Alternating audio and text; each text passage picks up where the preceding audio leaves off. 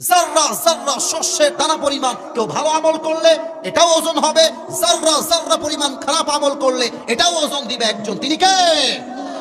এবার একটা পরীক্ষা নিব সবাইকে আমি। বলেন তো কিয়ামতের দিন জান্নাতে যাওয়ার জন্য আমলনামা 100তে কত হলে আপনি পাস হবেন?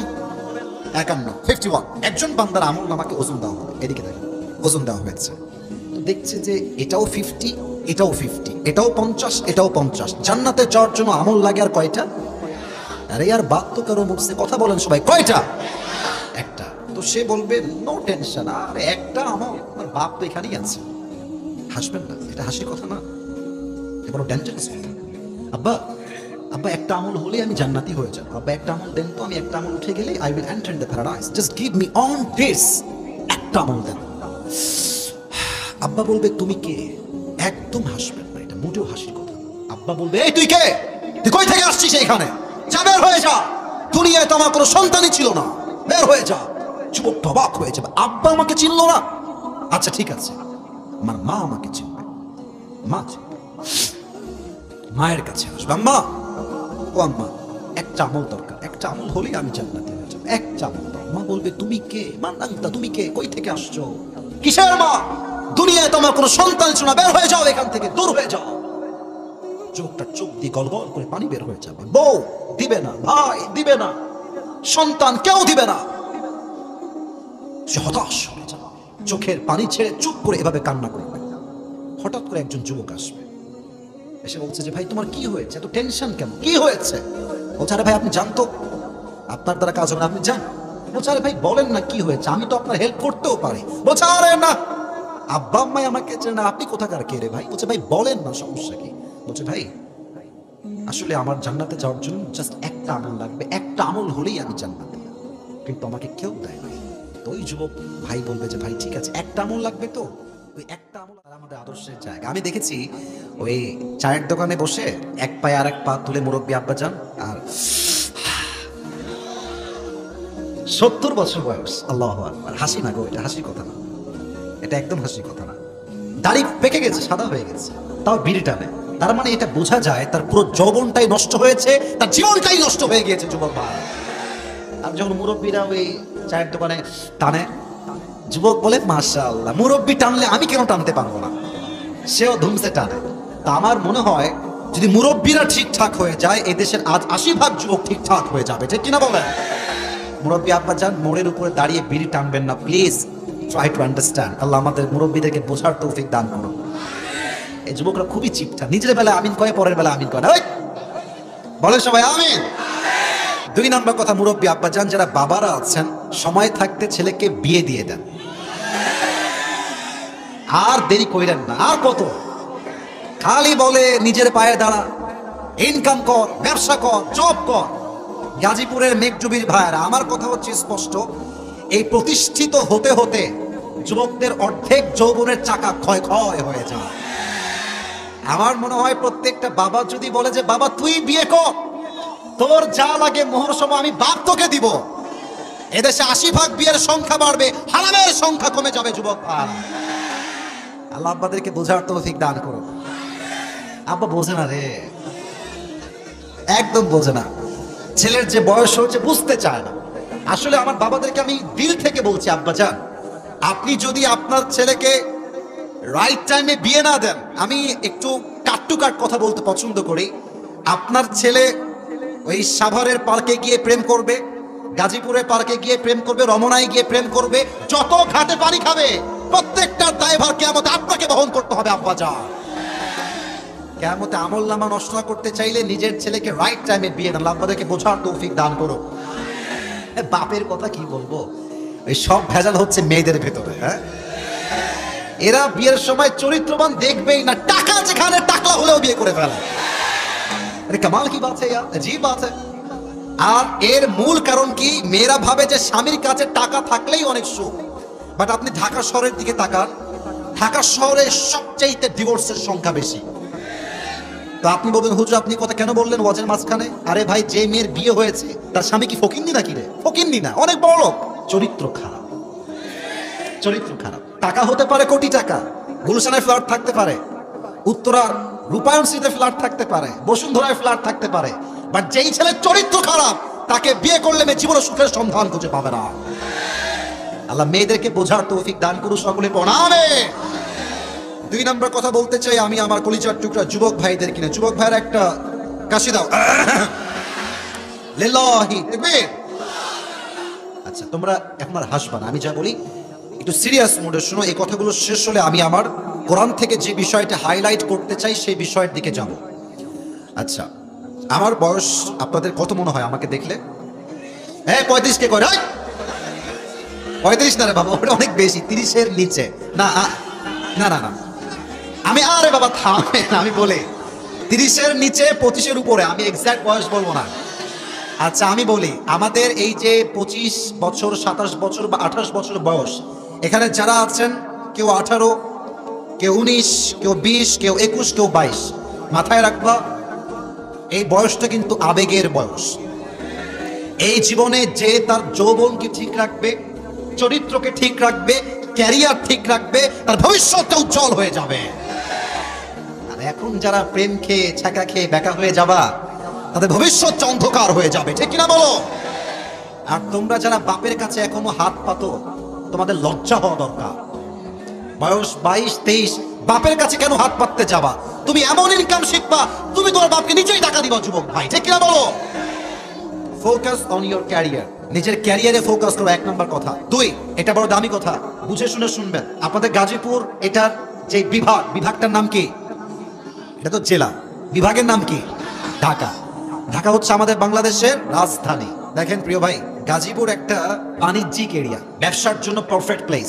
গাজীপুরে সবচেয়ে গার্মেন্টস বেশি, কাজের লোক বেশি, ব্যবসা বেশি। আমাদের একজন নেতা ছিলেন, আমরা বলতাম যে কাউয়া কাদের। নাম শুনছেন না আপনারা সবাই? সে কোথায়? বিদেশে। আহা, তারা কেমনে কথা বলতো! আমার মনে হয় যে এই দেশকে নেতৃত্ব দেওয়ার যোগ্যতা একমাত্র ইসলামী দল না রাখে যুবক ভাইরা আমার। এদের যোগ্যতা নাই। এরা ওই যে মেট্রো রেল যখন ভেঙে গেল, আমাদের মাননীয় প্রধানমন্ত্রী কনফার্ম জান্নাতি, কি নাম, শেখ হাসিনা, আচ্ছা, উনি বললেন যে মেট্রো রেল ঠিক করতে 300 কোটি টাকা লাগবে। আর বাঙালিও বোকা, বুঝি 300 কোটি টাকার লস না, ছাত্ররা কাজটা মোটেও ঠিক করে নাই। আমরা এখন দেখলাম 300 কোটি আর ইয়ে তো বহুত দূর কি বাত, 20 কোটিতেই ঠিক হয়ে গেছে। জাস্ট ট্রাই টু ইমাজিন, একটু ভাবেন যে এইরকম কত হাজার হাজার কোটি টাকা দেশের মাটির থেকে বিদেশের মাটিতে পাচার হয়ে গিয়েছে যুবক ভাই। আমার এখনো মনে আছে শেখ হাসিনার পতনের আগে চরমোনায়ের পীর সাহেব উনি মাইক নিয়ে বলেছিলেন সাংবাদিকদের সামনে যে এর উপরে গজব পড়বে, অচিরে আমরা অপেক্ষায় আছি। এটাই বাস্তবে রূপ নিয়েছে। কত জুলুম করবেন আপনি? কত মায়ের বুক খালি করেছেন, কত সন্তানকে এতিম করেছেন, কত বেকার বিধবা বানিয়ে দিয়েছেন যুবক ভাই আমার। তো তোমাদেরকে যেটা বলবো সেটা হচ্ছে খুব ভালো করে বোঝো। তোমার যদি মনে হয় যে তোমার এই দেশে ক্যারিয়ার ভালো করে গড়বে না, তুমি আমেরিকা যাও, অস্ট্রেলিয়া যাও, জাপান যাও, ইটালি যাও, দুবাই যাও, নট এ বিগ ডিল। আর যদি মনে হয় যে আমি আমার দেশের জন্য কাজ করব, যেখানে তোমার সবচেয়ে কাজের পারফেক্ট প্লেস হয় সেখানে যাও। কেন বললাম? জীবনে ভালো কিছু করতে হলে হিজরত করতে হয়, সফর করতে হয়। জাস্ট গ্রামে পড়ে থাকলে কিন্তু দাম বেড়ে যায় না, ঠিক কিনা বলেন? আচ্ছা, মনে করেন পানির বোতল আছে, এটা কিসের বোতল? আমি কিন্তু শেষের দিকে কথা, ভূমিকা একটু পরে বল শুরু হবে। এটার নাম কি? পানির বোতল একটা। আচ্ছা দেখেন তো, খুবই ছোট বোতলটা। এটা আপনি গাজীপুরের একটা দোকান থেকে নেবেন, অন এভারেজ দাম নিবে হয়তো বা 25 টাকা বা 20 টাকা, জাস্ট এক্সাম্পল হিসেবে বলছি। আবার ঠিক এই একই হোটেল বা একই পানির বোতল আপনি নেবেন ঢাকা শহরের 7 স্টার হোটেল থেকে অথবা 5 স্টার হোটেল থেকে, দেখবেন এটার দাম বেড়ে গেছে 50 টাকা। হ্যাঁ, আবার এই একই বোতল আপনি এয়ারপোর্টে যাবেন, দেখবেন এটার দাম হয়ে গেছে 60 টাকা, 70 টাকা। কিন্তু পানিও এক, বোতলও এক, জাস্ট জায়গা পরিবর্তন হওয়ার জন্য দাম বেড়ে গেছে, দাম কমে গেছে। এটা দোকানে একদম, 5 স্টার একরকম দাম, এয়ারপোর্টে আর এক রকম দাম। যেখানে যাবেন দাম আপ ডাউন হবে, বাট বোতলও এক, কোম্পানিও এক, পানিও এক। আপনার যদি মূল্য আপনার এলাকায় না থাকে এর মানে যে আপনি মূল্যহীন, ব্যাপারটা এরকম নয়। আপনি আপনার জায়গা পরিবর্তন করেন, অবস্থান পরিবর্তন করেন, আপনার সম্মান আল্লাহ আকাশচুম্বী করে দিবে, ঠিক কিনা বলেন? আল্লাহ যুবকদেরকে ক্যারিয়ারে ফোকাস করার তৌফিক দান করুন, সকলেই দিল খুলে পড়া আমিন। আর আমি আমার জীবনের একটা শেষ অভিজ্ঞতা বলবো এখন, বলে আমি আমার ওয়াজের দিকে ফিরে যাব। শেষ অভিজ্ঞতা বলছি, আমাকে মাফ করবেন, এই কথাটা বলতে আমার 2 মিনিট সময় লাগবে, শুনবেন? এটা আমার ভূমিকার শেষ কথা, শুনবেন আপনারা সবাই? তাকবীর দেন, লিল্লাহি তাকবীর। আমার মুরব্বী আব্বাজানরা আমার কথায় আপনারা একমত হবেন, কারণ আপনাদের বয়স অনেক বেশি, আপনারা আরো ভালো বুঝবেন আমার চাইতে। জীবনে আপনি যত ভেবেই সিদ্ধান্ত নেন না কেন, যত চিন্তা করেই সিদ্ধান্ত নেন না কেন, আপনি একদিন গিয়ে বুঝবেন হয়তো বা আমার সিদ্ধান্ত নেওয়াটা ভুল হয়েছিল। একটা সময় গিয়ে এটা ফিল হবে। হতে পারে এটা আপনার বিয়ের ক্ষেত্রে, বইয়ের ক্ষেত্রে, ব্যবসার ক্ষেত্রে, চাকরির ক্ষেত্রে। আপনার একটা সময় গিয়ে মনে হবে যে ইস, হয়তো সিদ্ধান্তটা আমার ভুল ছিল। এর মানে এটা নয় যে আপনি ভিন্ন সিদ্ধান্ত নিলে আফসোস করতেন না। It is not like that. যদি আপনি এর জায়গায় বি করতেন তাও আপনি আফসোস করতেন। এর কারণ কি জানেন? মানুষের স্বভাব কিংবা চরিত্র হচ্ছে এরকম, মানুষ যা আছে, আই রিপিট এগেন, আমি আবার বলছি, মানুষের যা আছে মানুষ তা দেখতে চায় না। কি তার কাছে নাই এটা নিয়ে সে অলওয়েজ ভাবতে থাকে, ঠিক কিনা বলে? যা আছে, you have to be grateful for that. لئن شكرتم لأزيدنكم ولئن كفرتم إن عذابي لشديد. If you are grateful, I will increase your ni'mah, mercy, blessing and bounties, whatever you have in this worldly life. Allah Ta'ala বলছেন, যে বান্দা শুকরগুজার হবে তার যা আছে আমি আল্লাহ তার চাইতে 1000 গুণ বেশি বাড়ায় দান করব। সুবহানাল্লাহ। আপনার একটা সময় কি আফসোস হবে যে আমি সিদ্ধান্ত কেন নিলাম? তো অনেকে আফসোস করছেন যে কেন সায়েন্স নেই নাই, কেন আর্ট নিলাম, কেন ব্যবসা আগে শুরু করলাম না, কেন আমি এই মেয়েকে বিয়ে করলাম, কেন আমি এই বউকে সিলেক্ট করলাম আমার বউ হিসেবে, আমি তো ভুল করেছি। এই সব পরিস্থিতিতে একটা কথা মাথায় রাখবেন, ব্রেইন হ্যাজ টু বি কুল। একদম ঠান্ডা রাখবেন, অস্থির হবেন না। অস্থির হলেই আপনি জীবন যুদ্ধে হেরে যাবেন। ওয়ামান ইয়াতাওয়াক্কাল আলাল্লাহি ফাহুয়া হাসবুহ। যেই বান্দা তার জীবনের সমস্ত কষ্টে, দুঃখে, হতাশায় আল্লাহর উপরে ভরসা করে, আল্লাহ বলছে আমি আল্লাহ তার জন্য একাই যথেষ্ট হয়ে যাই। সুবহানাল্লাহ। সেদিন আমি একজন বড় ব্যক্তিত্ব পাকিস্তানের, তার একটা বক্তব্য শুনছিলাম, নাম হচ্ছে ইমরান খান। নাম শুনছেন না? আর ইমরান খান নাম তো সবাই শুনেছি আমরা। আগে ছিলেন ক্রিকেটার, পরে হয়েছেন প্রাইম মিনিস্টার। আপনি বোঝেন তার শক্তি কত বেশি, তার স্বপ্ন কত বড়। উনি একটা কথা বলেন যে अगर जिंदगी को समझना चाहते हो तो पीछे देखो, अगर जिंदगी को समझना चाहते हो तो पीछे देखो, और अगर जिंदगी को जीना चाहते हो तो आगे देखो। কত সুন্দর কথা। যদি জীবন বুঝতে চান অতীত দেখেন যে অতীত আপনি কি ভুল করে আসছেন, আর যদি আপনি জীবনটাকে এনজয় করতে চান পেছনের দিকে নয় সামনের দিকে এগিয়ে যাওয়া লাগবে, ঠিক কিনা বলে? আর একটা ছোট্ট কথা বলেই শেষ করছি, ইমরান খান থেকে নেওয়ার কথা এটা। উনি বলেন कामयाब वो नहीं होता जो बहुत बड़ा एजुकेटेड पर्सन है, कामयाब वो नहीं होता जिसके पास बहुत सारा पैसा है, कामयाब वो नहीं होता जिसके पास बहुत बड़ा घर है, कामयाब वो इंसान होता है जिसके अंदर बहुत बड़ा सोच और बहुत बड़ा ख्वाब होता है। উনি বলেন যে যার কাছে টাকা অনেক বেশি, মেধা অনেক ভালো, বাড়ি অনেক বড়, সে সফল নয়। যার চিন্তা বড়, যার স্বপ্ন বড়, সেই তো আসলে বড় মানুষ, সে কিনা বলে? অতএব সফলতার মানদণ্ড এটা নয় যে তুমি তোমার ভালো সময়কে কেমনে পার করছো। সফলতার মানদণ্ড হচ্ছে তুমি তোমার খারাপ সময়কে কেমনে হ্যান্ডেল করছো। যে তার খারাপ অবস্থা আল্লাহর উপরে ভরসা করে, তার সফলতা রুখে দেওয়ার সাধ্য কারো নয়, ঠিক কিনা বলে? আল্লাহ বোঝার তৌফিক দান করুন, সকলে পড়া আমিন। আজ এই গাজীপুরের মেঘডুবির জমিনে আমরা কোরআন থেকে হাদিস থেকে যে বিষয়ে ওয়াজ শুনবো, the topic is life of hereafter, পরকালের জীবন। আমরা এখন তো আমরা দুনিয়ার জীবনে আছি, বাট আলোচনার মূল বিষয়বস্তু কি দুনিয়ার জীবন না পরকালের জীবন? পরকালের জীবন। আমি কিছু ইমানি প্রশ্ন করছি, উত্তর দিবেন সবাই মিলে। পরকালের জীবন যে আছে, যেতে যে একদিন হবেই, লাশ আমি যে একদিন হবই হব, এ বিশ্বাস আমাদের সবার আছে না নাই?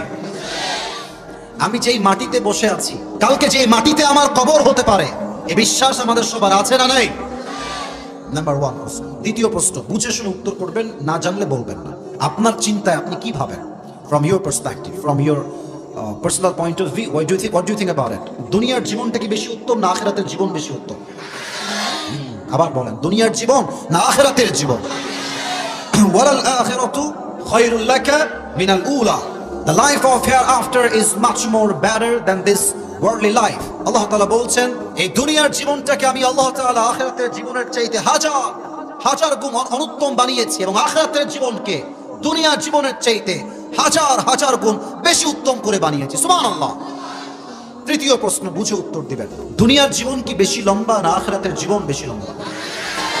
আচ্ছা, আমার আব্বাজান, আপনি এখানে আছেন, আপনার বয়স তো 50-60 হবে। এখানে 70 বয়সের মুরব্বী আব্বাজান, ওদিকে 80 বছরের অনেকে আছেন। 70 অ্যাটলিস্ট হবে। একটা আয়াত বলছি, আয়াতের অর্থ বোঝেন কত লম্বা।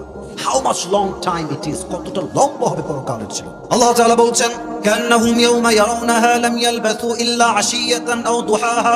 যখন কোন মুমিন বান্দা, মুসলমান বান্দা পরকালের জীবনকে ফেস করা শুরু করবে, পরকালের জীবন শুরু হয়ে যাবে, তার কাছে পরকালের জীবন এত লম্বা মনে হবে, সে বলবে, আল্লাহ, আমার 70 বছরের জীবন আজ আমার কাছে জাস্ট একটা সকাল কিংবা একটা সন্ধ্যা মনে হচ্ছে। আল্লাহু আকবার।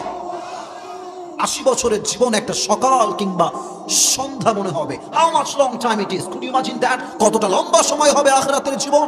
এখন সবাই আপনারা 5 সেকেন্ডের জন্য চোখটাকে বন্ধ করবেন, আমিও করব, সবাই মিলে। কেন করবেন আমি বলে দিচ্ছি, কারণ আমি এখন যে ওয়াজটা করব আপনাকে, আমি একটা জগতে আপনাকে নিয়ে যেতে চাই। I would like to take everyone in the world of আখিরা। আখিরাতের জীবনে আপনাদেরকে সবাইকে নিয়ে যেতে চাই আয়াতের মাধ্যমে, হাদিসের মাধ্যমে। আমি আমার চশমা খুলছি, আমি আমার চোখ বন্ধ করব, কেউ বেঈমানি করবেন না, সবাই চোখ বন্ধ রাখবেন। 5 আমি গুনবো, 5 গোনা শেষ হলে then you will open your eyes, then চোখ খুলবেন, তার আগে নয়। সবাই চোখ বন্ধ করেন। 1 2 3 4 5 চোখ খুলেন। আমরা এখন আছি গাজীপুরের মেঘডুবির একটা ছোট্ট মাঠে। যুবক, মুরব্বী, মা বোন অনেকেই আমার সাথে আছেন, আমার কথা শুনছেন। আজ রাত বাজে 11টা বেজে পার। কাল যখন সকাল হবে, যে স্কুলে পড়ে সে স্কুলে যাবে, যে কলেজে পড়ে সে কলেজে যাবে, যে একজন ব্যবসায়ী, he will go to his own workplace, সে তার ব্যবসার জায়গায় ফিরে যাবে। যে চাকরিজীবী, সে চাকরির জায়গায় ফিরে যাবে। গাজীপুরের একটা চৌরাস্তা আছে, এবং চৌরাস্তা পার হলে বিশাল বিশ্ব রোড আছে না নাই? আচ্ছা বলেন তো, বাইপাস রোড, একটা কথা ডামবাম করে শুনবেন না, একদম দিলের কান খাড়া করবেন। বাইপাস রোড, যেখানে হানিফ বাস যায়, দেশ ট্রাভেলস যায়, গ্রামীণ যায়, ন্যাশনাল যায়, এই যে বাইপাস রোড, গাজীপুরের ভাইরা বুঝে বলবেন, বাইপাস রোডের যে গাড়িগুলো চলাচল করে, এর স্পিড কি কম হয় না অনেক বেশি হয়? অনেক বেশি হয়। 100, 110, 120 পর্যন্ত মাঝে মাঝে ড্রাইভাররা বাসের পাওয়ার উঠায় ফেলে, একদম 120 পর্যন্ত ঠেকায় ফেলে। তো আপনি যাচ্ছেন কালকে সকালবেলা ঢাকার দিকে, ঢাকায় কিছু কাজ আছে আপনার, তো আপনি গাজীপুর চৌরাস্তায় উঠে গেছেন, উঠে বাইক নিয়ে অথবা সিএনজিতে চড়ে অথবা কারে চড়ে যাচ্ছেন, you are going to Dhaka, the destination is Dhaka, যাবেন ঢাকায়। জাস্ট রোড দিয়ে যাচ্ছেন সামনের দিকে, হঠাৎ করে পেছন থেকে বিশাল বড় একটা ট্রাক অথবা বাস আপনার বাইকে গাজীপুরে এমন জোরে একটা ধাক্কা দিয়েছে, আপনি এক ধাক্কায় 30 হাত দূরে গিয়ে পড়েছেন। আর আপনার এই কপালটা গাছের যে ডাল থাকে অথবা রাস্তার যে পিচ থাকে, কপালটা ঠাস করে গিয়ে পিচে লেগেছে, এমন জোরে আঘাত লেগেছে, কপালটা ফেটে ফিলকি দিয়ে গল গল করে রক্ত বের হচ্ছে। গাজীপুরের চৌরাস্তায় তো প্রায় সময় মানুষ বাসের নিচে চাপা পড়ে মারা যায়। একটা বড় মারাত্মক ডেঞ্জারাস জায়গা গাজীপুরের এই চৌরাস্তার যে রাস্তাটা আছে, এমন ভাবে রক্ত বের হচ্ছে, গাজীপুরের সব লোক বলছে, এই ভাই সবাই আসো, বিশাল বড় একটা অ্যাক্সিডেন্ট হয়ে গেছে, সবাই আসো, and let's take him to the hospital, সবাই থেকে হসপিটাল নিয়ে চলো। আপনাকে সবাই মিলে ধরে কোনো মতে অ্যাম্বুলেন্স নিয়ে পাঠিয়ে দিয়েছে ঢাকার মেডিকেল কলেজে। You don't have any sense, আপনার কোনো সেন্স নাই, চোখ বন্ধ, and you don't have strength to talk with anybody, কথা যে বলবেন সেই শক্তিটুকু আপনার নাই। 24 ঘন্টা you are totally and completely senseless, কোনো জ্ঞান নাই আপনার। 24 ঘন্টা পর আপনি জ্ঞানে ফিরে আসছেন, চোখটা হালকা করে খুলেছেন, আমি কোথায় আসলাম, কোথায় ছিলাম, কিচ্ছু দেখা যায় না, আবজা আবজা মনে হয়। হঠাৎ করে দেখছেন যেই ঘরে আপনি শুয়ে আছেন, এই ঘরে চতুর্পাশের রং হচ্ছে সাদা, বিছানার চাদর হচ্ছে সাদা, বালিশের কভার হচ্ছে সাদা, আর সামনে বিশাল বড় একটা গ্লাস রাখা আছে, ওখানে লেখা আছে রুমটার নাম হচ্ছে আইসিইউ। আইসিইউ এটা কোন রুম জানেন? যেই রুমে মানুষকে লাস্ট স্টেজে নেওয়া হয়। আপনারা আশা করছি বুঝছেন আমার কথা। মানুষজন আর বাঁচবেই না, লাস্ট ট্রাই, জীবনের শেষ মুহূর্ত, তখন থেকে সেই রুমে নেওয়া হয় লাস্ট ট্রাই করার জন্য। আপনার টনক নড়ে গেছে, আয় হায়, আমি তো গাজীপুরে ছিলাম, আমি আইসিইউতে আসলাম কেমন করে? বুঝে ফেলবেন হায়াতের সময় বুঝি ফুরিয়ে গেছে, আমার হায়াত বুঝি শেষ হয়ে গেছে। হঠাৎ দেখবেন যে আইসিইউর যে জানালা আছে, জানালা উইন্ডো, একজন যুবক আকাশ থেকে নেমে আসছে জানালার ফাঁক দিয়ে। বলুন তো গাজীপুরের ভাইয়ের, আকাশ থেকে যে নামে সে কি মানুষ হয় না ফেরেশতা? ভাবছেন যে এই ফেরেশতা কে, নাম কি তার? মাথায় আসছে প্রত্যেকটা মানুষের রূহ কবজ হওয়ার পূর্বে একজন ফেরেশতা আসবে, ইসমুহু মালাকুল মউত। মাথায় হুশ ফিরে আসছে। কিন্তু এই সময় এসে আমাদের মাঝে দুইটা কোয়ালিটি হয়ে যাবে, দুইটা ধরন। এক, আবারও বলছি, মৃত্যুর সময় মানুষের মাঝে অবস্থান হবে দুই রকম। এক হচ্ছে নামাজি, আর এক হচ্ছে বেনামাজি। নামাজির মরণ একরকম, নামাজির পরকাল একরকম। বেনামাজির মরণ, বেনামাজির পরকাল আর এক রকম। প্রথমে নামাজিরটা বলছি, এদিকে তাকান, চোখে চোখ রাখেন। নামাজি বান্দার সামনে যখন মালাকুল মউত আসবে, তার দেহের জামা হবে সাদা কালার, তার চেহারায় চাপদাড়ি থাকবে, লম্বা চাপদাড়ি, আর তার চেহারা হবে ধবধবে সাদা। যুবক এসেই বলবে, হে নামাজি বান্দা, ইয়া আইয়াতুহান নাফসুল মুতমাইন্না উখরুজি ইলা মাগফিরাতিল্লাহি ওয়া রিজওয়ানিহি। হে প্রশান্ত আত্মা, নো টেনশন, কোনো টেনশন নাই, কোনো চিন্তা নাই, আসো, বের হয়ে আসো, আল্লাহর জান্নাত তোমার অপেক্ষায় আছে। সুবহানাল্লাহ, না সুবহানাল্লাহ জোরে হয় নাই, পড়েন, ইলা মাগফিরাতিল্লাহি ওয়া রিজওয়ানিহি। আল্লাহর জান্নাত, আল্লাহর ক্ষমা, আল্লাহর সন্তুষ্টি তোমার জন্য অপেক্ষায় আছে, তুমি বের হয়ে আসো। সুবহানাল্লাহ। নামাজি বান্দার রূহ কত দামি হবে। আল্লাহর হাবিব বলেছেন, কাফাম মিন নাকফানিল জান্নাহ ওয়া হানুত মিন হানুতিল জান্নাহ। নামাজি বান্দার রূহকে নেওয়ার জন্য, রিসিভ করার জন্য আল্লাহ তাআলা জান্নাত থেকে একটা লাল রেশমি রুমালের কাপড় দুনিয়াতে পাঠাবেন। ফেরেশতা রূহটা কবজ করবে, সুন্দর করে লাল রুমালের কাপড়ে প্যাকেট করবে। এরপরে এটা নিয়ে ইল্লিয়িন তথা আপনার রূহকে জান্নাতের ঠিকানায় সেই ফেরেশতা পৌঁছে দিবে। সুবহানাল্লাহ। This is the death of people, those who perform the salah. এটা হচ্ছে নামাজি বান্দার মরণ। এবার আসেন বেনামাজি বান্দার মরণ কেমন হবে। হায় হায়, আজকে অনেকে এশার নামাজটা পড়েন নাই। আরেকটা কথা বলবো, রাগ করবেন না, এখান থেকে ওয়াজ শুনে অনেকেই বাসায় যাবে, ফজরের নামাজটাও পড়বে না। রাগ করবেন না, এরকম লোক এখানেই আছে। এবার এখানে এরকম লোক অনেকেই আছে যারা প্রতি সপ্তাহে জাস্ট জুমার দিন আসে, বাকি দিনে দেখে হারিকেন দিয়েও খুঁজে পাওয়া যায় না। বেনামাজি বান্দার সামনে যখন মালাকুল মউত আসবে, আমার আব্বাজান, যুবক ভাইরা আমার চোখে চোখ রাখো, তার দেহের পোশাক হবে ব্ল্যাক, কালো, তার দেহের চামড়া বা স্কিন হবে ব্লু, নীল চেহারা, তার এক পা থাকবে জমিনে, আর হেড তথা মাথা থাকবে আকাশ বরাবর। বিশাল লম্বা একটা দেহ, এক বিশাল লম্বা ভয়ঙ্কর মানুষ, তার চেহারা কুৎসিত হবে, নীল। এই ভয়ঙ্কর চেহারা দেখে বেনামাজি যে মুরব্বী ছিল,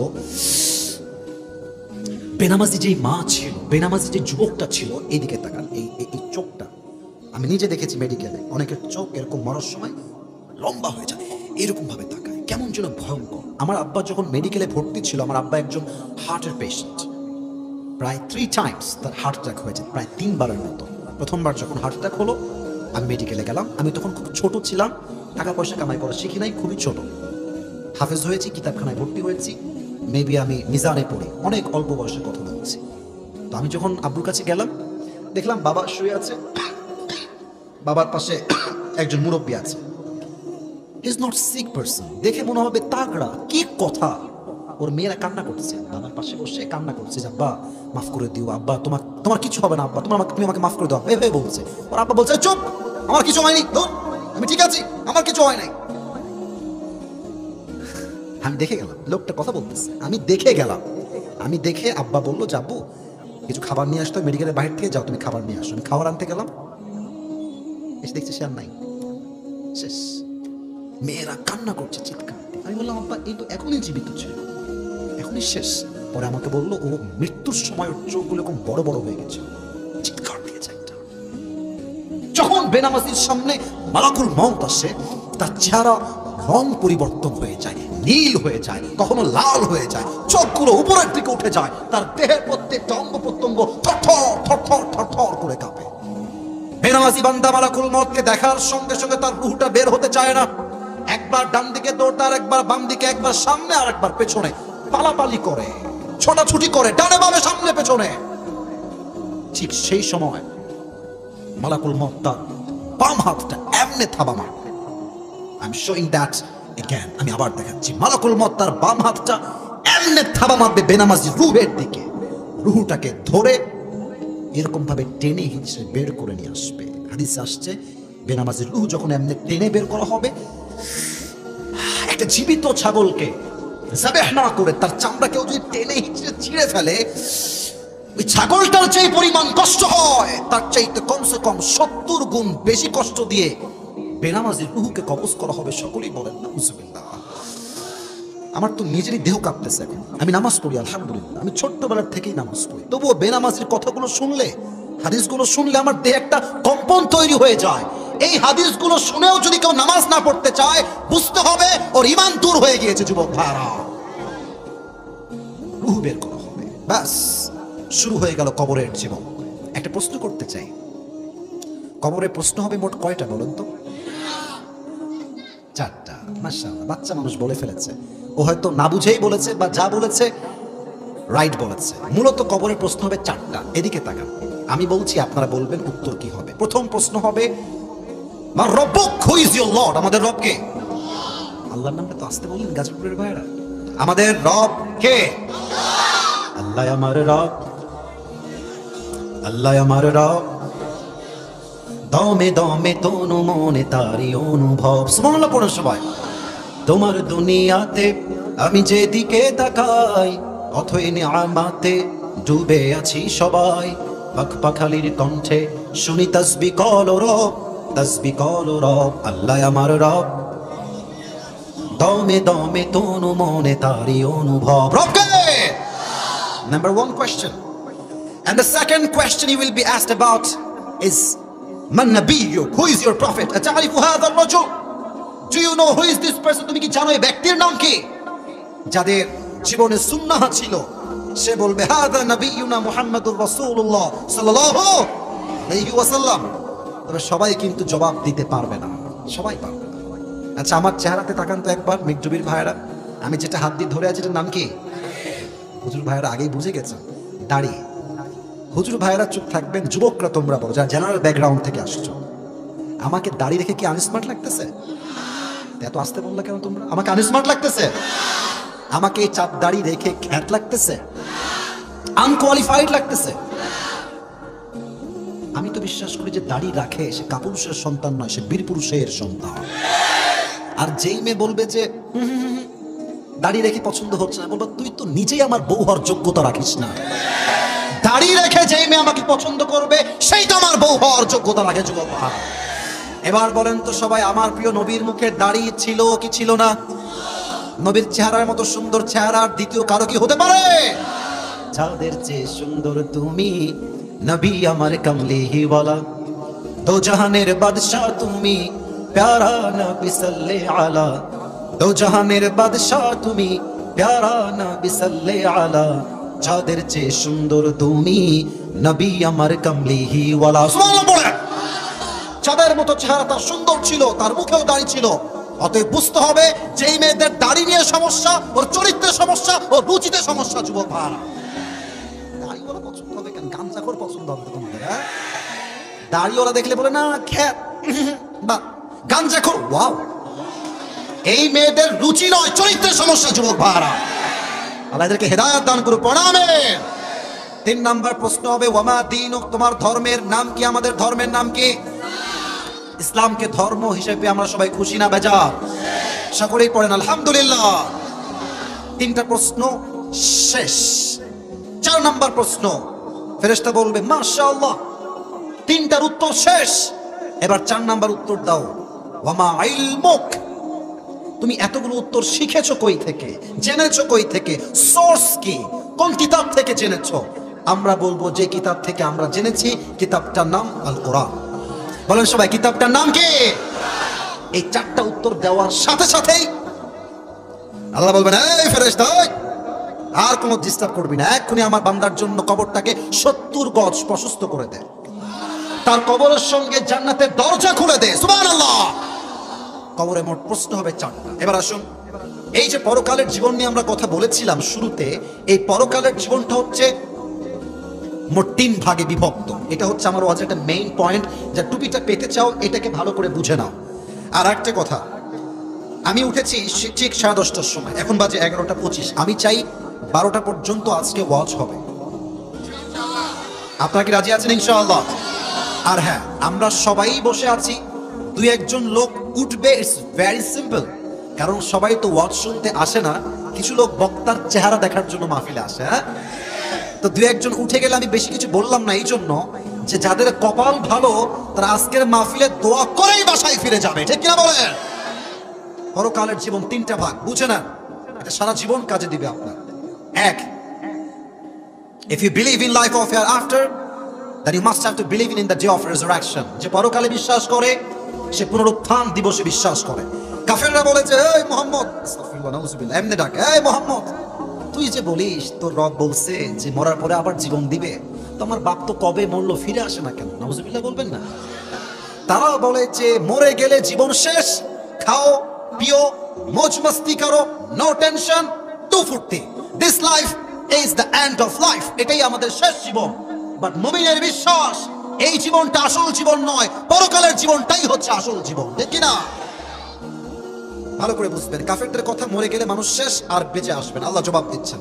আচ্ছা বলেন তো, এই যে আপনাদের মাহফিলটা হচ্ছে, এই যে উপরে যে প্যান্ডেলটা আছে, এই যে কাপড়গুলো দেখেন তো, এখানে কি দেওয়া আছে? বাঁশ। বলেন সবাই, কি? আচ্ছা, বাঁশ যদি খুলে ফেলি এটা কি থাকবে না পড়ে যাবে? আচ্ছা বলেন, এর উপরে, বিশাল উপরে, ওইটার নাম কি? আকাশ। বলেন সবাই, নাম কি? বুঝে বলেন তো, আকাশটা যে আছে কোনো খুঁটি লাগছে? বাঁশ লাগছে? এটাকে খুঁটিবিহীন, বাঁশবিহীন এভাবে রেখে দিয়েছে একজন, তিনি কে? আল্লাহ বলছে, এই কাফের, আনতুম আশাদ্দু খালকান আমিস সামাউ বানাহা, তোর কি মনে হয় এই মানুষ সৃষ্টি করা কি বেশি কঠিন নাকি আকাশ সৃষ্টি করা বেশি কঠিন? আকাশ তো বিশাল লম্বা, বিশাল উঁচু। আমি যদি এই আকাশকে খুঁটিবিহীন দাঁড় করিয়ে রাখতে পারি, আমি আল্লাহ চাইলে মৃত্যুর পরে আবার জীবন দিতে পারি কি পারি না? বুঝি নাই, পারি কি পারি না? অতএব 1 নাম্বার বিশ্বাস যে আল্লাহ আমাকে আবার জীবিত করবেন, এই জীবনটা আমার আসল জীবন নয়, আবার আমাকে জীবিত হওয়া লাগবে কিয়ামতের দিনে। 2, if you believe in life of hereafter, then you must have to believe in the day of judgment, in the day of accountability, হিসাব দিবস। প্রত্যেকটা মানুষকে প্রত্যেকটা আমলের হিসাব নিবে একজন। আওয়াজ দিয়ে বলেন সবাই, তিনি কে? আপনাদের টিনের বাসা কার আছে? টিনের বাসা, টিনের বাসা আছে? টিনের বাসা ভাই, আপনার টিনের বাসা আছে, ওদিকে আর অনেকজন আছে। আচ্ছা তোমরা দেখবা ভাইরা, যুবক ভাইরা, ওই ফজরের পরে টিনের বাসা দেখবা ছোট্ট ছোট ফুটা থাকে, ছোট্ট ছোট্ট ফুটা। দেখবা যখন সূর্য ওঠে দিনের বেলা, কিছু আলো ওই ফুটার থেকে ঘরে প্রবেশ করে, আর দেখবা ওই ফুটার যে আলোটা আসছে, ঠিক ওই ছোট্ট ফুটার যে আলোটা আছে, ওই ছোট্ট আলোর মাঝে কিছু ধূলিকণা দেখা যায়, যায় না? বুঝেন নাই? যায় না? আচ্ছা, আপনি যদি ওই ধূলিকণাকে হাত দিয়ে ধরতে চান, ধরা যায়? ধরা যায়? আপনি যতই ধরবেন দেখবেন যে কিছুই নাই। এটা হচ্ছে যাররা, এটাই হচ্ছে যাররা। আল্লাহ তাআলা বলছেন, ফামান ইয়ামাল মিসকালা যাররাতিন খায়রান ইয়ারা ওয়া মান ইয়ামাল মিসকালা যাররাতিন শাররান ইয়ারা। If anyone has done an atom's weight of good, he will see it. If anyone has done atom's weight of bad, he will see it. যাররা যাররা শস্যের দানা পরিমাণ কেউ ভালো আমল করলে এটাও ওজন হবে, যাররা যাররা পরিমাণ খারাপ আমল করলে এটাও ওজন দিবে একজন, তিনি কে? এবার একটা পরীক্ষা নিব সবাইকে আমি। বলেন তো, কিয়ামতের দিন জান্নাতে যাওয়ার জন্য আমলনামা 100-তে কত হলে আপনি পাস হবেন? 51। বলেন সবাই, 50, 51। আচ্ছা, একজন বান্দার আমলনামাকে ওজন দেওয়া হয়, এদিকে দেখেন, ওজন দেওয়া হয়েছে, তো দেখছে যে এটাও 50, এটাও 50, এটাও 50, এটাও 50। জান্নাতে যাওয়ার জন্য আমল লাগে আর কয়টা? আরে আর বাদ তো কারো মুখছে, কথা বলেন সবাই, কয়টা? একটা। তো সে বলবে নো টেনশন, আরে একটা আমল, আমার বাপ তো এখানেই আছে। হাসবেন না, এটা হাসির কথা না, এবার ডেঞ্জারাস। আব্বা আব্বা একটা আমল হলে আমি জান্নাতি হয়ে যাব, আব্বা একটা আমল দেন তো, আমি একটা আমল উঠে গেলে I will enter the paradise, just give me on this, একটা আমল দেন। আব্বা বলবে তুমি কে? একদম হাসবেন না, এটা মোটেও হাসির কথা না। আব্বা বলবে, এই তুই কে? তুই কই থেকে আসছিস এখানে? যা, বের হয়ে যা, দুনিয়ায় তো আমার কোনো সন্তানই ছিল না, বের হয়ে যা। যুবক অবাক হয়ে যাবে, আব্বা আমাকে চিনলো না? আচ্ছা ঠিক আছে, আমার মা আমাকে চিনবে। মা, মায়ের কাছে আসবে, আম্মা, ও আম্মা একটা আমল দরকার, একটা একটা আমল হলেই আমি জান্নাতি হয়ে যাবো, একটা আমল। মা বলবে তুমি কে? মান আনতা, তুমি কে, কই থেকে আসছো, কিসের মা? দুনিয়ায় তোমার কোনো সন্তান ছিল না, বের হয়ে যাও এখান থেকে, দূর হয়ে যাও। চোখটা চোখ দিয়ে গলগল করে পানি বের হয়ে যাবে। বউ দিবে না, ভাই দিবে না, সন্তান কেউ দিবে না। সে হতাশ হয়ে যাবে, চোখের পানি ছেড়ে চুপ করে এভাবে কান্না করবে। হঠাৎ করে একজন যুবক আসবে, এসে বলছে যে ভাই তোমার কি হয়েছে, তো টেনশন কেন, কি হয়েছে? বলছে আরে ভাই আপনি জানতো, আপনার দ্বারা কাজ হবে না, আপনি যান। বলছে আরে ভাই বলেন না কি হয়েছে, আমি তো আপনার হেল্প করতেও পারি। বলছে আরে না, আব্বা আম্মাই আমাকে চেনে না, আপনি কোথাকার কে রে ভাই? বলছে ভাই বলেন না, সমস্যা কি? বলছে ভাই আসলে আমার জান্নাতে যাওয়ার জন্য জাস্ট একটা আমল লাগবে, একটা আমল হলেই আমি জান্নাত, কিন্তু আমাকে কেউ দেয় নাই। তো ওই যুবক ভাই বলবে যে ভাই ঠিক আছে, একটা আমল লাগবে, তো ওই একটা আমল আজকে আমি আপনাকে দান করবো। তো জোরে পড়লেন না সবাই মিলে সুবহানাল্লাহ। ওই যুবকের চোখ তো কপালে, আরে কি কয়, डजंट मेक एनी सेंस, तुम्हारा दिमाग तो ठीक है मेरे दोस्त, एक अमल मेरे बाप ने नहीं दिया, माँ ने नहीं दिया, मेरे बेटे ने नहीं दिया, किसी ने नहीं दिया, तुम कौन होते हो एक अमल देने वाला, তুমি কে ভাই? বলে ভাই আপনি কি নেবেন নাকি নেবেন না? বলছে দেন। আমলটা নিয়ে সোজা রবের কাছে দৌড় দিবে, আল্লাহ একটা আমল পেয়ে গেছি, আমাকে জান্নাত দাও। আল্লাহ বলবে এই কি রে, আল্লাহ কি সব জানে না? আমি বলছি আল্লাহ কি সব জানে না? আল্লাহ বলবে এই বান্দা কি খবর, তোর বাপ দেয়নি, মা দেয়নি, তোর আপন পেটের ভাই দেয় নাই, সন্তান দেয় নাই, তোর কলিজার টুকরা বউ তোকে একটা আমল দেয় নাই, তোকে একটা আমল কে দিল? ওই যুবক ডাক দিয়ে বলবে হাদা আখি, এই হচ্ছে আমার সেই ভাই, যেই ভাই আমাকে একটা আমল দান করেছে। আল্লাহ বলবে এই কি রে, তুই একটা আমল কেন দিলি? বলবে জানতা আমার কাছে আছেই মাত্র একটা, আমি ওটা দিলেও জাহান্নামী, আমি না দিলেও জাহান্নামী। তো আমি ভাবলাম যে আমি আর এই একটা আমল দিয়ে কি করবো, যদি একটা আমল দিয়ে আমার ভাইয়ের কোনো উপকার হয় হোক না, আমি আল্লাহ দান করে দিচ্ছি আমার ভাইকে। আল্লাহ বললো ও আচ্ছা, তুমি আমার চাইতে বেশি দয়াময় হতে চাও, তুমি আমার চাইতে বেশি মায়াময় হতে চাও? নো নো, অসম্ভব। আল্লাহ রহমান, আল্লাহ রহিম, I am the most merciful, I am the most gracious, I am the most kindful Lord. আমার মতো দয়াময় মায়াময় প্রভু আর কেউ হতে পারে না। তুমি আজকে একটা আমল দান করেছো না, এই তুই একা জান্নাতে যাবি না, তোর ভাই তোকে যে একটা আমল দিয়েছে তুইও যা, ওকেও নিয়ে দুইজন মিলে একসঙ্গে জান্নাতে প্রবেশ কর। আল্লাহু আকবার। আচ্ছা আরেকজন বান্দা দাঁড়াবে কিয়ামতের দিন, এটা একটু ডেঞ্জারাস সিচুয়েশন, উঠবে নামবে। এই আমার ডান হাত দেখে, ডান আমল নাম, कभी नीचे जाता है तो कभी ऊपर जाता है, एक बार नीचे আপস ডাউন, নামে উঠে। ওর জীবন যদি দুনিয়ার হতো ও হাতটা করে মরে যেত জায়গাতে, একবার উঠে একবার নয়। ব্যাপারটা কি? হঠাৎ করে দেখবে তার আমল নামা উপরের দিকে উঠে এভাবেই থেকে গেছে, জিতে গেছে। সে বলবে আয় হায় হায়, আমার কোন আমল আমাকে আজকে বাঁচাই দিল রে? গায়েব থেকে আওয়াজ আসবে, আরে ভাই তোমার উত্তম চরিত্র আজ তোমাকে জাহান্নামের কাতার থেকে জান্নাতি মানুষের কাতারে দাঁড় করিয়ে দিয়েছে। উত্তম চরিত্র। আপনি ভাবেন নামাজ পড়াই ইসলাম, আপনি ভাবেন যাকাত দেওয়াই ইসলাম, আপনি ভাবেন টুপি পড়লেই ইসলাম, আপনি ভাবেন দাড়ি রাখলেই ইসলাম। না, ইসলাম মানে দাড়ি, টুপি, হজ, যাকাত আর নামাজ নয়। ইসলাম মানে হচ্ছে সবচেয়ে উত্তম চরিত্রের নাম গাজীপুরের ভাড়া।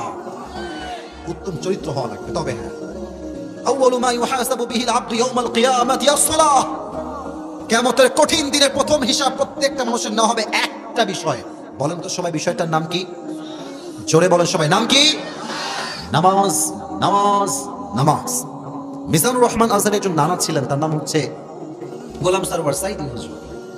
আমার মতো চশমা, আমার চাইতে দেখতে আরো স্মার্ট লাগে, বয়স বেশি, দেখতে আরো সুন্দর আমার চাইতে। দাড়িগুলো কি সুন্দর চাপ দাড়ি। মাহফিল কম করতেন, জুমার খুতবা বেশি দিতেন। করোনা ভাইরাসের সময় উনি কিছু কথা বলে যুবকদের হৃদয়ে জায়গা করে নিয়েছেন। উনি একটা কথা যেটা আমাকে টাচ করেছে, ওনার কথাটা, আমি যুবক হিসেবে আমার লাইফে একটা চেঞ্জিং আসছে। উনি খুব কান্নার সুরে বলতেন যে নামাজ নাই চার, ইমান নাই তার, নামাজ নাই চার, মুসলিম হিসেবে পরিচয় দেওয়ার কোন অধিকার তার নাই। যুবক ভাইরা ঠিক কিনা বলো? ওমর ফারুক রাদিয়াল্লাহু তাআলা আনহুর কাছে এক যুবক আসছে। এই হাদিসটা মনোযোগ দিয়ে শুনবেন, এটাই আমার শেষ হাদিস এই চ্যাপ্টারে। কান্টুবিওয়ালা বসেন, ওখানে দাঁড়ায় থেকে ওয়াশরুম নেই, কেউ যাবে না, এদিকে তাকান। আমরা কি দোয়া করে যেতে চাই না বাসায়? আজকে কেউ ওঠেন নাই আপনার, এটা খুবই রিয়েলি অ্যামেজিংলি ওয়েল অ্যাপ্রিশিয়েটেড। আমি এটাকে খুব ভালোবাসি। সবাই একটা কাশি দেন, তাকবীর দেন, লিল্লাহি তাকবীর। ওমরকে এসে বলছে, ওমর আমি একজন গোলাম, আমি একজন দাস, আমার যেই মালিক আছে সে প্রত্যেক দিন আমার কাছে 6 দিরহাম করে চার্জ করে গোলাম হিসেবে, বাট আমার যে টাকা পয়সা আমার দ্বারা 6 দিরহাম চার্জ করা সম্ভব হয় না, দেওয়া সম্ভব হয় না। তুমি আমার মালিকের সঙ্গে কথা বলে একটু দিরহামটা কমায় দাও, 2 দিরহাম করে দাও। বলছে 2 দিরহাম করবো, ঠিক আছে যাও, বাট তুমি আসলে কি করো, তোমার what's the source of your business, তোমার ইনকামের মূল সোর্সটা কোথায়? তো সে বলছে আমি একজন ব্যবসায়ী, আমি প্রতিদিন খঞ্জর বানাই, চাকু। খঞ্জর কাকে বলে? আমার ডান হাত দেখেন, গাজীপুরের মেঘডুবির ভাইরা, এখানেও চাকু, এখানেও চাকু, মাকবাদাতুহু ফি ওয়াসাতি, হ্যান্ডেলটা হচ্ছে মাঝখানে, দেখা যায়? এটাও চাকু, এটাও চাকু, আর ধরার জায়গা হচ্ছে মাঝে। এমনি কোপ দিলে আপনার পুরো ভুঁড়ি এক চান্সে বের হয়ে যাবে, এতটা ধার খঞ্জরে। বলছে তাই নাকি, তুমি খঞ্জর মেক করো, ওয়াও, ইটস বিগ বিজনেস, অনেক বড় ব্যবসা। তো তোমার তো 6 দিরহাম নয়, at least you should be charged 10 dirham, তোমার তো 10 দিরহাম চার্জ হওয়ার কথা। এই কথা শুনে ওই আগুনের পূজারী বলছে ও আচ্ছা, খেপে গেছে। ও অমর, সবাই যেহেতু মুসলমান তাই তুমি সবার বেলায় নরম, আর আমি যেহেতু কাফের তাই তুমি আমার বেলায় হয়েছে গরম, তাই না অমর? আজ তোমার একদিন কি আমার একদিন, হুমকি দিয়ে বের হয়ে গেছে। সারা রাত মিলে অমরকে হত্যা করার জন্য বিশাল লম্বা একটা ছুরি সে নিজেই বানিয়েছে। বানিয়ে পেটের এই যে ডান দিকে একটা খাপ থাকে, খাপে খঞ্জরটা ঢুকিয়েছে। আচ্ছা, শীতকালে গাজীপুরের ভাইয়েরা আমরা কি মুড়ি দেই আমাদের রাস্তাঘাটে? চাদর। বলেন সবাই, কি মুড়ি দেই? চাদর। আচ্ছা দেখেন, আমি একটু উঠে বসলাম যেন আমাকে দেখা যায়, হাদিসটা প্র্যাকটিক্যালি বোঝাতে চাই বাই অ্যাক্টিং, অভিনয় করে, যাতে আপনারা মর্মার্থ বোঝেন যে হাদিসটা আসলে কি বোঝাচ্ছে। সে খাপটা রেখেছে পেটের ডান দিকে। এখন সে ওমরকে হত্যা করবে কেমনে? Because he is the prime minister of a country. একটা দেশের প্রধানমন্ত্রীকে মারা এতটা সহজ নয়। সে প্ল্যান করেছে কি দেখেন, সে ভেবেছে ওমর যখন নামাজ পড়তে আসবে ইমাম হয়ে, আমি যদিও কাফের, আমি ছদ্মবেশ ধরে মুসল্লি হয়ে মসজিদে প্রবেশ করব। আজান হয়ে গেছে ফজরের, অন্ধকার, ঘুটঘুটে অন্ধকার, কাউকে দেখা যায় না। সে তার খঞ্জরটাকে পেটের ডান দিকে রেখেছে, আর চাদরটা দিয়ে কেমনে ঢেকেছে একটু বোঝা ট্রাই করেন। ডান দিক থেকে এইটা এইভাবে দিয়ে চাদরটাকে পুরো এমনে দিয়ে এই দিকে দিয়েছে, অর্থাৎ জাস্ট লাইক এ নিকাব অফ গার্লস। মেয়েদের যে হিজাব থাকে, নিকাব থাকে, পুরো মুখ থাকে এমনে ঢেকেছে, আর উপর থেকে চাদরের ভাঁজটা এই ভ্রু পর্যন্ত দিয়েছে। চোখ ছাড়া ঠোঁট, গাল, নাক কিছুই দেখা যায় না, পুরো ফেসটাই কভার্ড, ঢাকা চাদর দিয়ে। মসজিদে আজান দিয়েছে, আল্লাহু আকবার, আল্লাহু আকবার। আজান যখন শুরু হয়ে গেছে, সাহাবা একরামা নামাজ পড়তে মসজিদে আসছে। ওই কাফের তার পেটের ডান দিকে বিশাল লম্বা একটা খঞ্জর রেখেছে, তার চোখ, তার চেহারা, তার পুরো দেহ চাদর দিয়ে ঢেকে ফেলেছে। ওমর এসে বলছে সফু সুফুফাকুম, কাতার সোজা করো, কাঁধে কাঁধ মিলিয়ে দাঁড়াও, আল্লাহু আকবার। দাঁড়িয়েছেন নামাজ। যতটুকু দেখা যায়, আমার চেহারা কেউ দেখবেন না, আমার পেটে দেখেন। আমি যে 2 হাত বেঁধেছি আমার সালার জন্য, আমাকে কেউ দেখবেন না, আমার পেটে যে 2 হাত বেঁধেছি। হাদিসটা বুঝতে চাইলে লুক অ্যাট মাই বেলি সাইড, আমার পেটের দিকে তাকান। 2 হাত বেঁধেছি, যতটুকু দেখা যায় দেখেন। পেটে 2 হাত বেঁধে সানা পড়েছে, কিরাত পড়েছে, এন্ড দেন যখন সূরা ফাতিহা পড়ে কিরাত পড়ে আল্লাহু আকবার, রুকুতে গেছে। যখন তিনি রুকুতে গেছে আল্লাহু আকবার বলে, পেছন থেকে আবু লু'লু আল মাজুসি তার চাদরটাকে এমনে ধরে উড়াই দিয়েছে, আর পেটের ডান দিক থেকে খঞ্জরটা বের করে ওমরের পেটের এখান থেকে ধরে এমনে একটা কোপ দিয়েছে, আবার এমনে একটা কোপ দিয়েছে। It's not last, it's not over, it's not end, এভাবেই শেষ নয়, আবার থার্ড টাইম এগেন এমনে একটা পোঁচ দিয়েছে। একাধারে ওমরের পেটে 3টা ছুরির আঘাত এত জোরে লেগেছে, ওমরের পেট 2 ভাগ হয়ে কেটে নাড়ি ভুড়িগুলো সব বাহিরে পড়ে গেছে রাস্তায়।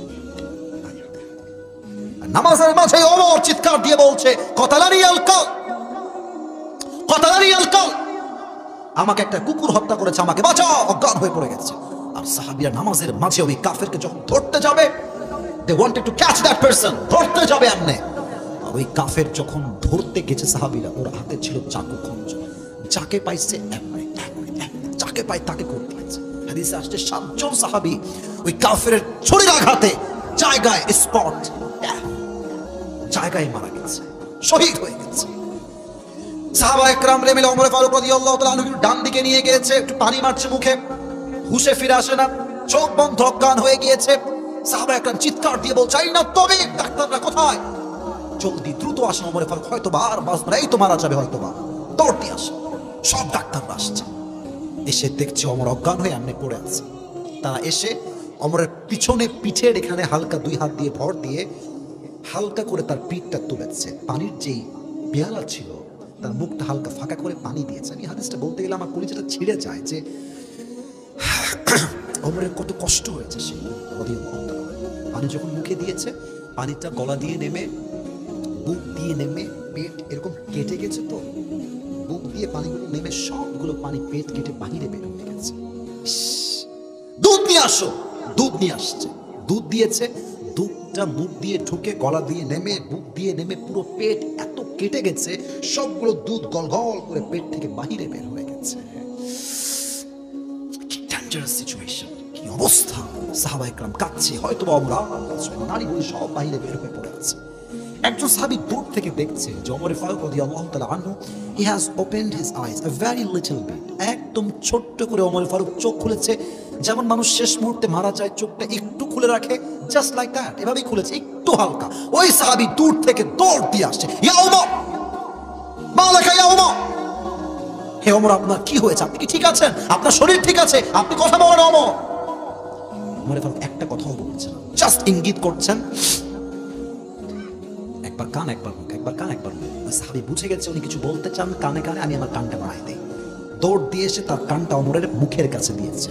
And he was thinking like this, সে ভাবছে হয়তো আমাকে বলবে, এই সাহাবী আমার রাজ্য দেখে রেখো, আমার বউকে দেখে রেখো, সন্তানকে দেখে রেখো। সে এই চিন্তা করেই কানটা আগিয়ে দিয়েছে। ওমর ফারুক ছেলের কথা নয়, রাজ্যের কথা নয়, বইয়ের কথা নয়, মায়ের কথা নয়, টাকার কথা নয়, প্রথম কথা এবং শেষ কথা, এই সাহাবী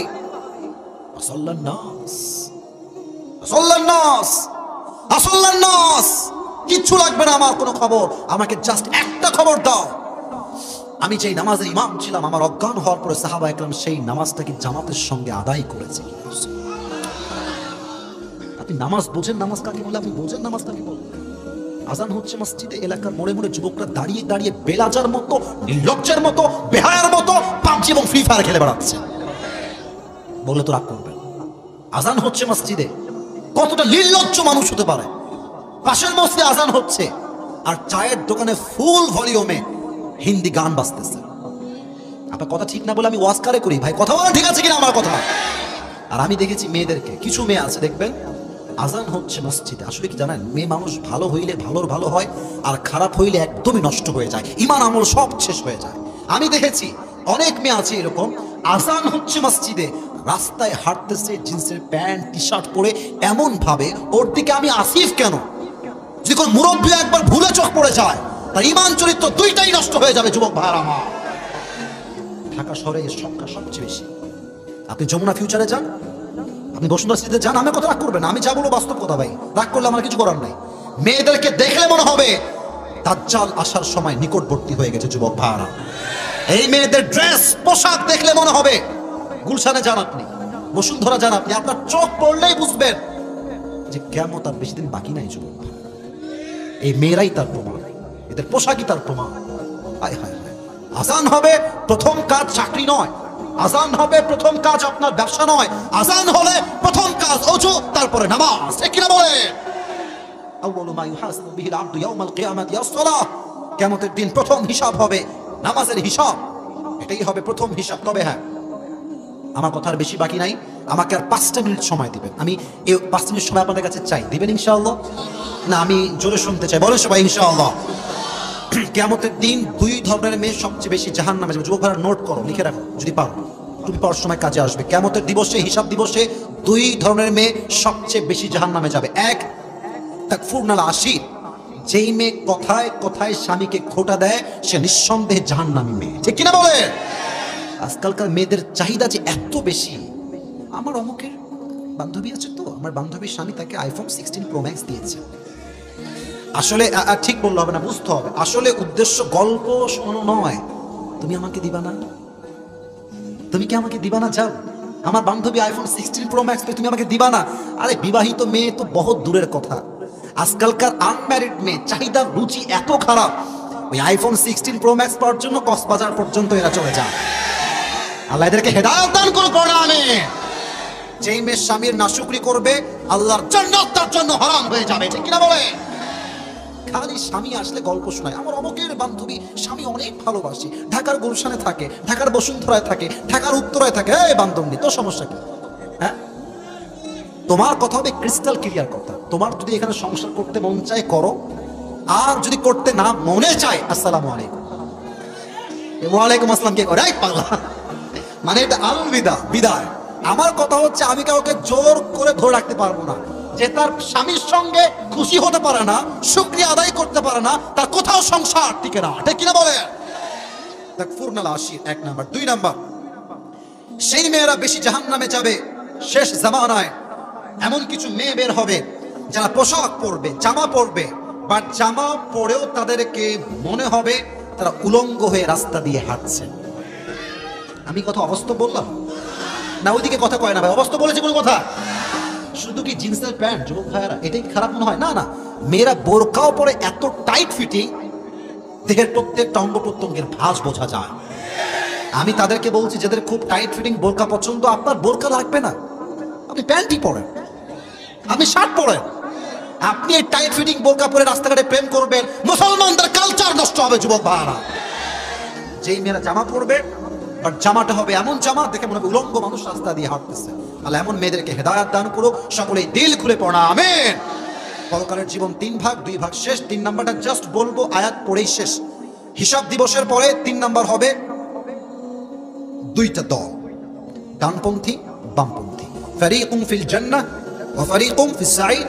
One group will enter in the paradise and another group will enter in the hellfire.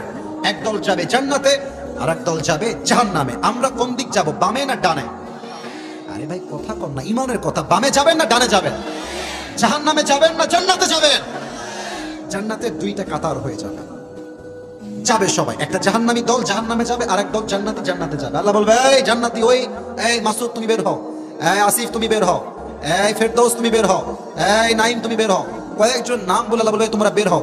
জান্নাতীদের কাতার হচ্ছে, আল্লাহ বলবে তোমরা তোমরা তোমরা তোমরা তোমরা তোমরা বের হও, বের হও, বের হও। তারা ভাববে, আয় হায় হায় হায়, তোরে কি আমি জান্নাতি আর হব না? আমি কি জাহান্নামী হয়ে যাব? কষ্টে হতাশ হয়ে যাবে। আল্লাহ বলবে, আরে পাগলা থামো, তুমি তো জান্নাতে যাবা, তবে তোমার কোনো হিসাব নাই, বিনা হিসাবে যাবা। কেমনে?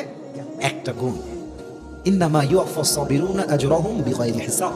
Those who observe patience in this world, they will be given their reward without measure. যারা হবে ধৈর্যশীল, আল্লাহ তাদেরকে বিনা হিসাবে জান্নাতে প্রবেশ করাবে। সুবহানাল্লাহ।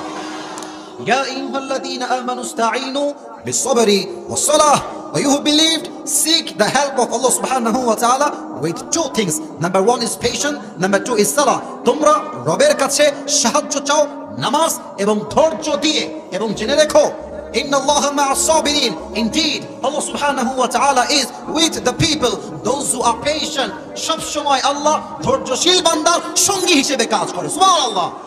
ইয়া আইয়ুহাল্লাযীনা আমানু ইসবিরু ওয়া সাবিরু ওয়া রাবিতু ওয়াত্তাকুল্লাহা লাআল্লাকুম তুফলিহুন। Or you who believed, be patient and raise in patience and be steadfast on patience, so that you will be the most victorious person in this world and the next one. হে ইমানদার বান্দারা, ধৈর্যশীল হও, ধৈর্যের জন্য প্রতিযোগিতার হাত বাড়িয়ে দাও এবং ধৈর্য অবিচল হয়ে যাও।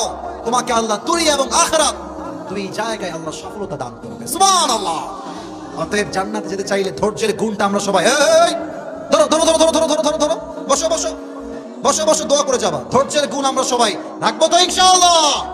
এবার সবাই 2 হাত করে সবাই, হ্যাঁ, কাশি দাও।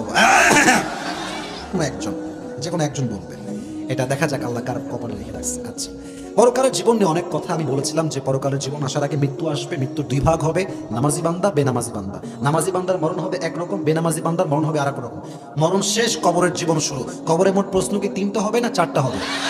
প্রথম প্রশ্ন, মান রাব্বুক, হু ইজ ইউর লর্ড? প্রথম উত্তর হবে আল্লাহ। দ্বিতীয় প্রশ্ন, মান নাবিয়ুকা, হু ইজ ইউর প্রফেট? উত্তর হবে নবীজি মুহাম্মদুর রাসূলুল্লাহ সাল্লাল্লাহু আলাইহি ওয়াসাল্লাম। Third question will be like this, মাদিনুক, what is the name of your religion? ধর্মের নাম কি? আমরা বলবো আমাদের ধর্মের নাম হচ্ছে। 3টা উত্তর শেষ হয়ে যাবে। The angel will ask you the last question. Wama ilmuk? How do you know that? What's the source of your knowledge? Quran. বলেন সবাই, নাম কি? যখন আপনি উত্তর দিয়ে দিবেন, আপনার কবরটা আল্লাহ তাআলা জান্নাতের বাগান বানায় দিবে, 70 গজ লম্বা করে দিবে। সুবহানাল্লাহ। তো এই হচ্ছে পরকালের জীবনটা।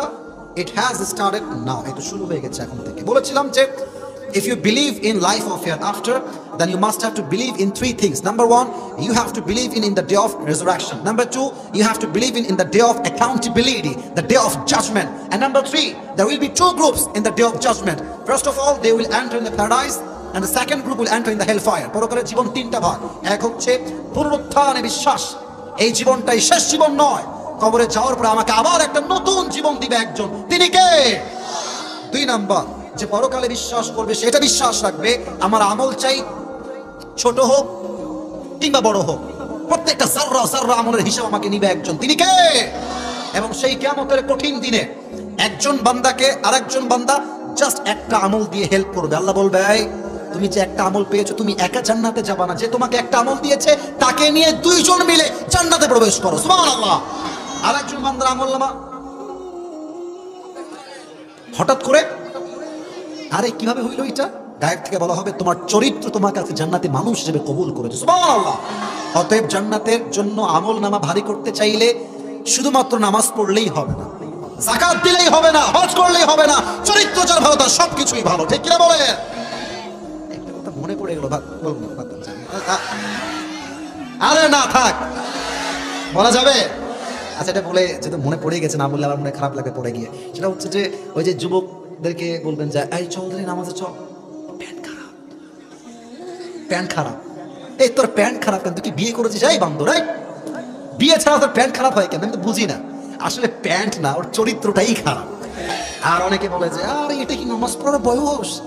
বড় হই, 40 বছর হোক, 50 বছর হোক, তখন নামাজি হব। এরা সব উপরে ফিটফাট, ভেতরে পুরোটাই সদর ঘাট। ওই কথাটা হচ্ছে এরকম যে এই ব্যাঙে আর সাপে ছিল চরম বন্ধুত্ব। তো একদিন ব্যাঙ বলছে সাপকে, আরে বন্ধু, তোমার যে গায়ের রং ব্ল্যাক কালার, ওয়াও, অনেক সুন্দর, তোমার যে স্টাইল এমনে জাস্ট ওয়াও, আর তুমি যে ফস ফস ফস ফস করো, just looking like a wow, খুব ভালো লাগে আমার। ব্যাঙ কাকে বলছে? আরে ভাই এমনি কথা কই, আপনার কথা কন। ব্যাঙ বলছে কাকে? তো সাপ তো পাম্পটি খেয়ে খুব ফুলে গেছে, বাহ, আমি মনে আসলেই সুন্দর রে। তো ব্যাঙ সুযোগ বুঝে বলছে, বন্ধু সবই ঠিকঠাক, তবে একটা বিষয় ভালো লাগে না, তোমার ঠিক করা দরকার বলে আমি মনে করি। সাপ বলছে, কি গো বন্ধু, এটা আবার কি গো? বলছে, তোমার চেহারাও সুন্দর, গায়ের রঙও সুন্দর, স্টাইলও সুন্দর, ফসফসও সুন্দর, বাট বন্ধু যখন তুমি রাস্তা দিয়ে হাঁটো, তুমি তিরিং বিরিং করে হাঁটো, এই তিরিং বিরিংটা ভালো লাগে না।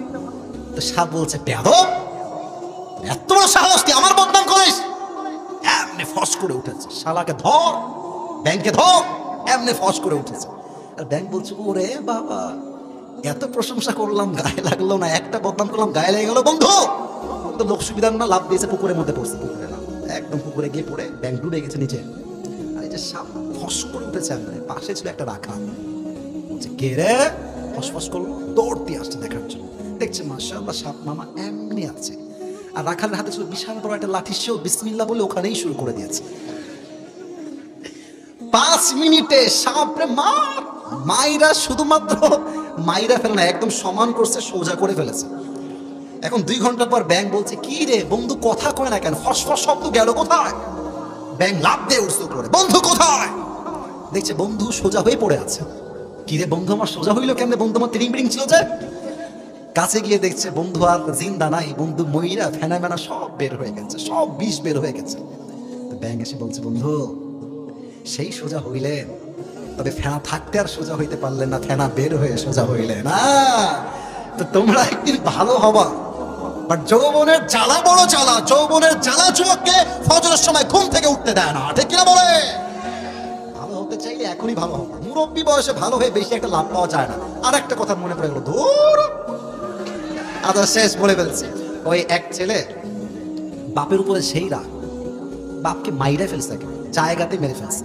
এখন মারার পরে হুশ আছে, কি করলাম এটা, বাপকে মেরে ফেললাম, বৃদ্ধ মানুষ, কেমনে মারলাম আমি এই কাজটা? কিন্তু আমাকে তো জেল থেকে বাঁচতে হবে, দায়ভার থেকে বাঁচতে হবে, কেমনে বুদ্ধি পাওয়া যায়? বাড়ি থেকে বের হয়ে গেছে, তো এক লোক পাইছে রাস্তায়, ভাই স্যার মেরে ফেলছে বাপকে, কেমনে বাঁচবো, বুদ্ধি দেন। তো কেউ কোনো বুদ্ধি দেয় না। এক লোক বলছে, ঠিক আছে তুমি ওই এলাকায় যাও, একজন মুরব্বী আছে, আগে খুব বদমাইশ ছিল, এখন মোটামুটি লোকটা হজ করে এসে ভালো হয়ে গেছে। তো সেই যুবক দৌড় দিয়ে মুরব্বীর কাছে গেছে, বলছে, মুরব্বী আব্বা যান, একটা হেল্প লাগবে। কি হেল্প? বলছে আমি আমার বাপকে মেরে ফেলেছি, আমি কি করলে বাঁচবো জেল থেকে? যায় বেয়াদব, যা যা, আমি তো ভালো হয়ে গেছি, যা যা যা। বলছে প্লিজ একটা বুদ্ধি দেন। বলছে না না, আমি ভালো হয়ে গেছি। আমি যদি ভালো না হতাম তাহলে বলতাম যেহেতু মেরেই ফেলেছিস কিছু করার নাই, এখন রশিদে টাঙায় রাখ, মানুষকে বলবি ফাঁসি দিয়ে মরে গেছে। তো আমি যেহেতু ভালো হয়ে গেছি তাই তোকে আমি বুদ্ধিটা দিব না। আচ্ছা বলেন, বুদ্ধি কি দিয়েছে নাকি দেয় নাই? তার মানে বোঝা যায় যে যুবক বয়সে ভালো হতে পারে না, সে শেষ বয়সেও ভালো হতে পারে না। নামাজ পড়তে হলো সময়। এখন বলছিলাম কিয়ামতের দিবসে হিসাব হবে প্রথম নামাজ নিয়ে। বলেন সবাই কি দিয়ে? আর দুই ধরনের মেয়ে সেই দিন জাহান্নামে যাবে। এক, যারা স্বামীর নাশুকরি করে। দুই, যারা এমন পোশাক পরে পোশাক দেখেও মনে হয় উলঙ্গ মেয়ে রাস্তা দিয়ে হাঁটছে। ঠিক কিনা বলেন? আর তিন নম্বর হচ্ছে দুইটা কাতার হয়ে যাবে, এক দল হবে জান্নাতি আর এক দল হবে, আমরা কি হতে চাই? এত আস্তে বলে তাহলে কবুল নাও করতে পারে। বলো সবাই কোন জান্নাতি? আমরা বামপন্থী না ডানপন্থী? আল্লাহ জান্নাতে যাওয়ার তৌফিক দান করুন, সকলে পড়া আমিন।